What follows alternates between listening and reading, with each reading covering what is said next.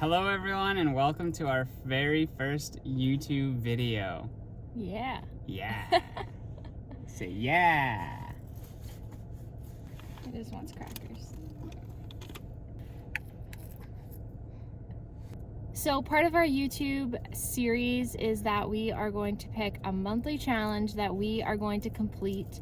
And this month for February, we've decided to embrace winter and go on 4 hikes.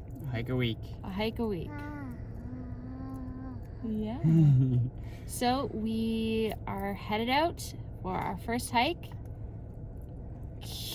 And it's -5. -5. So cold, but not too cold. Not too cold. All right, let's go. So we ended up going to Fletcher Falls, which is 60 kilometers from Nelson, BC.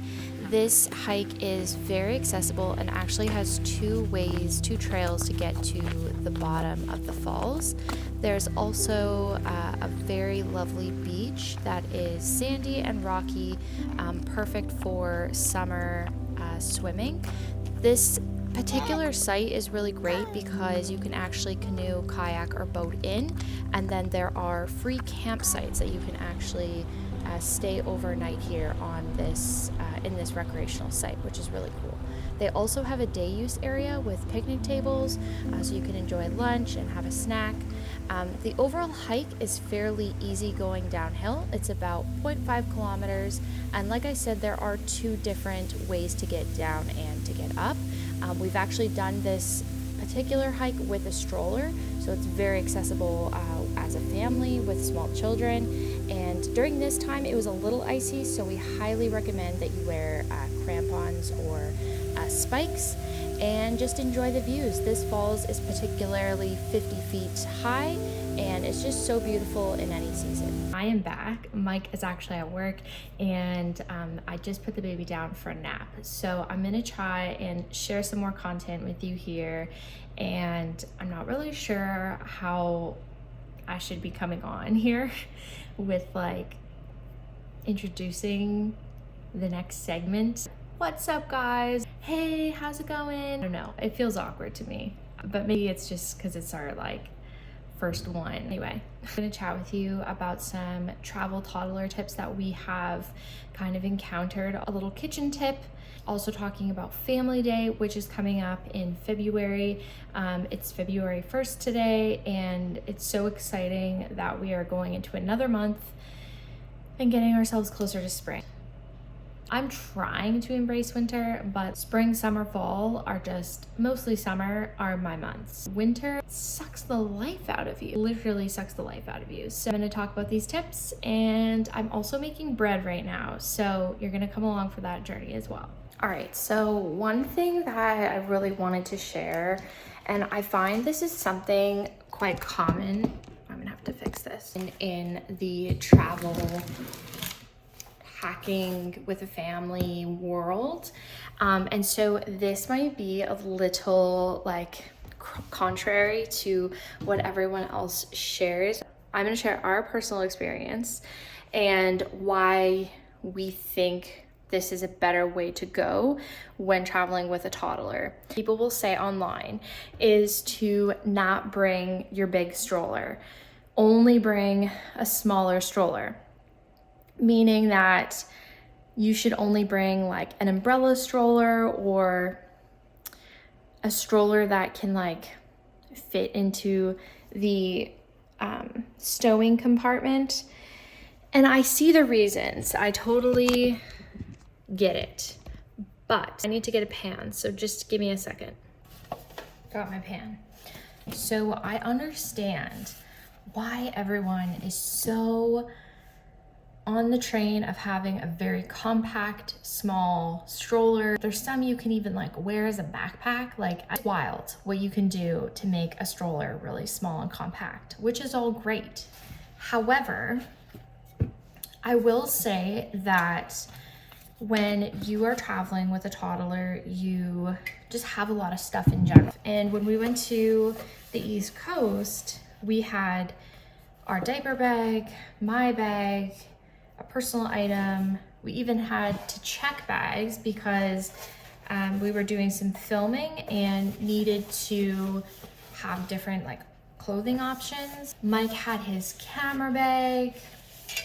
I feel like we're missing things, but anyway, we had a lot of stuff, and I wanted to bring one of our big strollers, and this stroller is pretty huge and it's heavy, and like other toddler travel moms might look at me and think I'm nuts for bringing this stroller, but honestly, it was the best decision we could have made, and I'll tell you why. Bringing this stroller helped us so much with lugging things around the airport without one of those carts. What happens is you get to the airport, you load up your luggage on one of those like pushy carts, and then you take it to your airline and then they'll check it for you, right?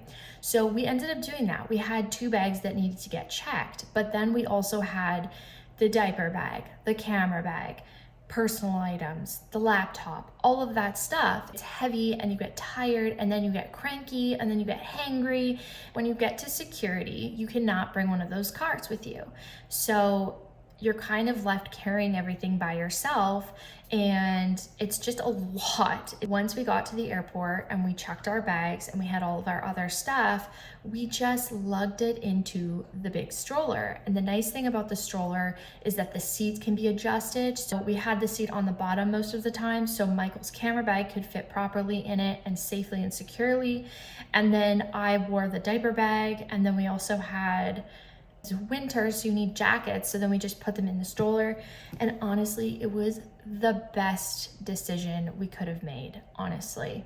The next tip that I'm going to share with you is a kitchen tip, and this particular tip is, I don't know if it's a tip, it's more of a suggestion, I'd say. Obviously, everyone's noticed is prices have gone up, inflation, everyone's freaking out.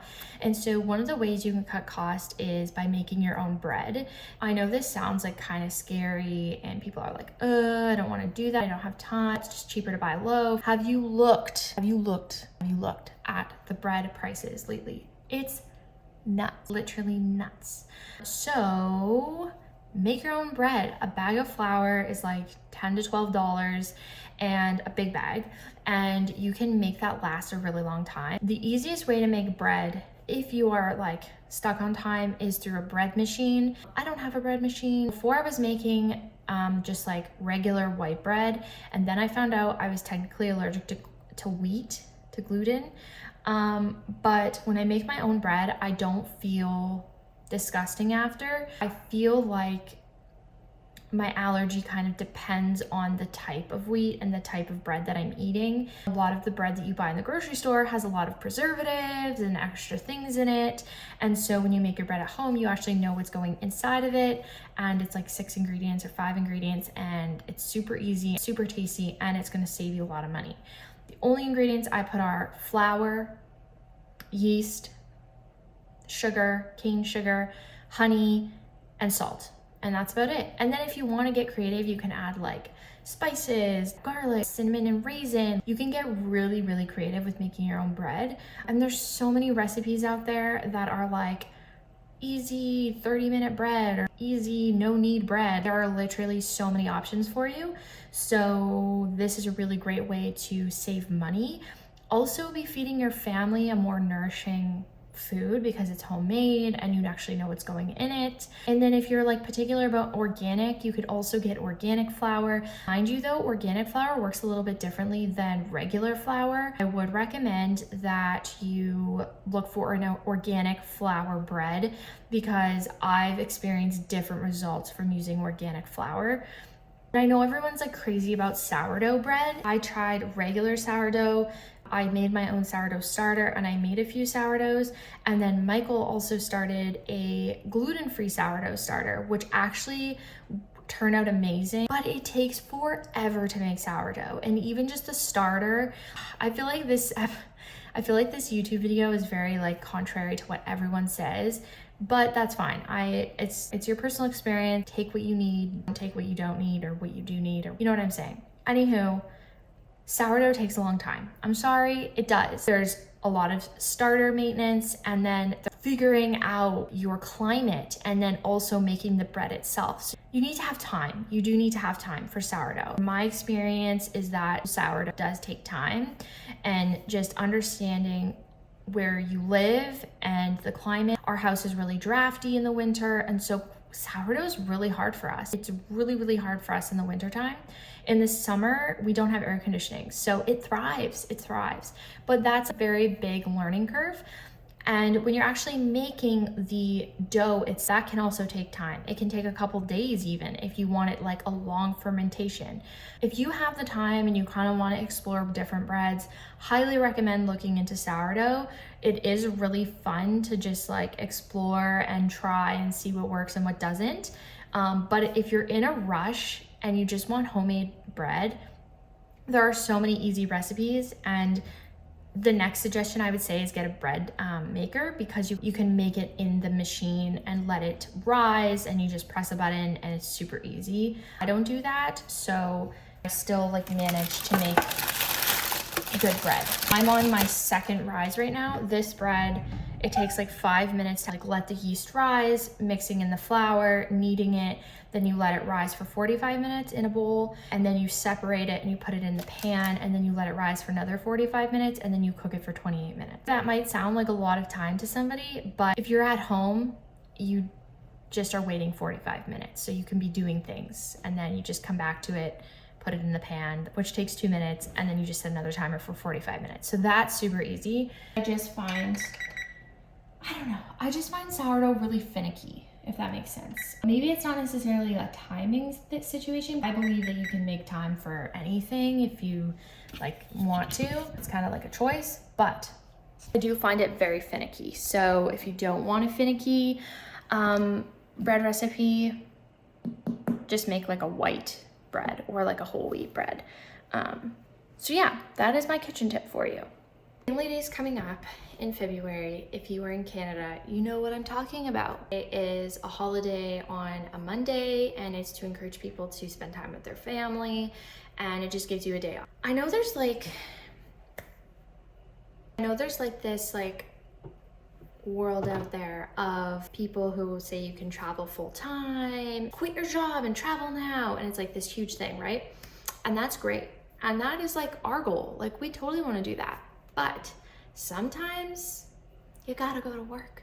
Sometimes you can't just quit your job and go full-time traveling. Sometimes you do need to continue to do what your responsibilities are, what your priorities are. In the meantime, obviously you can work towards goals. That's all great. But I will say that there is times where you just gotta go to work and you just gotta do what you gotta do. This is the time that you want to leverage your vacation time and also leverage the holiday to then go do fun things with your family. There's so many times where there's like people that say, oh, there's not enough time and we can't travel and blah, blah, blah.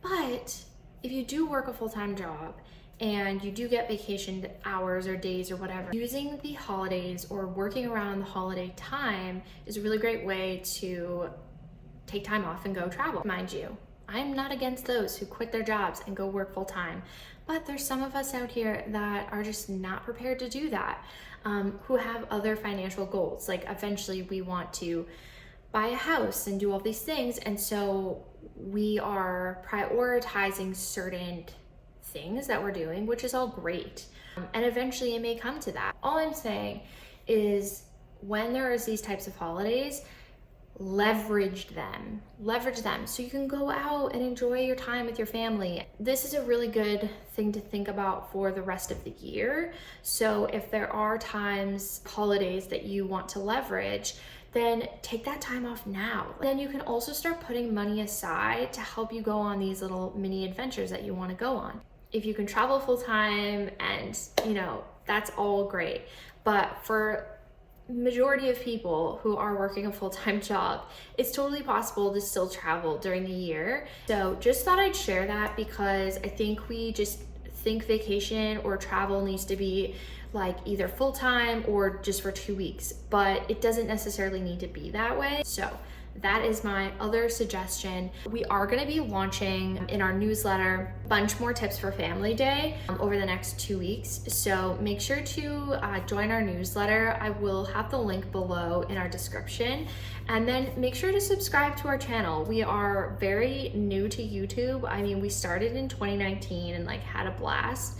But we kind of fell off the bandwagon with like COVID, and we weren't really going out, obviously. And then we moved, and then we got pregnant, and then we had a baby, and blah, blah, blah. So we're really excited to just try and experiment with this app again and just see like how YouTube is. And we really do like making kind of longer version videos and just being more thoughtful in our storytelling and with being cinematic, especially when it comes to Mike's skills. He's very good at making very artsy type videos, and so we really want to use that skill and then also use my skill of just being able to like talk forever and just share things. So if you liked this video, feel free to like it and subscribe to our channel if you feel invited to. And let us know if you have any other tips or tricks, and if you're going to be doing anything for Family Day this year. So stay tuned for next week's episode and have a great week.